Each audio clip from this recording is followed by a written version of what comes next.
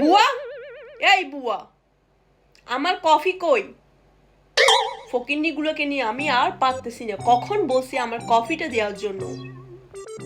আচ্ছা, কফি আনতাছি তো। আর কই দিলাম, আমারে কিন্তু ফকিন্নি কইবেন না কিন্তু। ও এমজি, ফকিন্নিকে ফকিন্নি বলবো না তো কি বলবো? তুই ফকিন্নি, তোর 14 গোষ্ঠী ফকিন্নি। আর শোন, তোকে কতবার বলেছি আমাকে আপা না ডাকার জন্য, আমাকে ম্যাডাম বলবি, ম্যাডাম। উমা, আপনি কি তা কোন? আপনি কি স্কুলে কাম করেননি?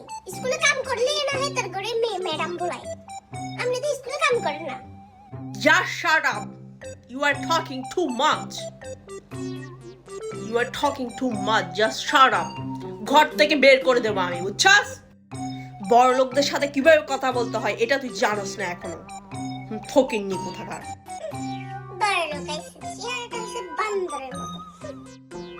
এই বিড়বিড় করে কি বলতেছাস? বিড়বিড় করে কি বলতেছাস?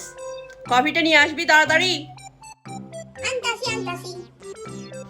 Oh God, just disgusting. এসব ফকিন্নিদেরকে নিয়ে না আর পারছি না আমি। আর শোন বুয়া, তোর স্যার নামলে ওকে দুধ চা দিবি না, দুধ চা খুঁজলেও দিবি না, জাস্ট গ্রিন টি দিবি।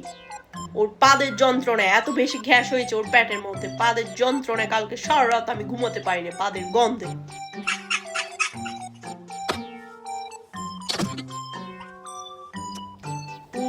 সকাল সকাল তুমি আমার নাম নিচ্ছ আজকে, ব্যাপারটা কি?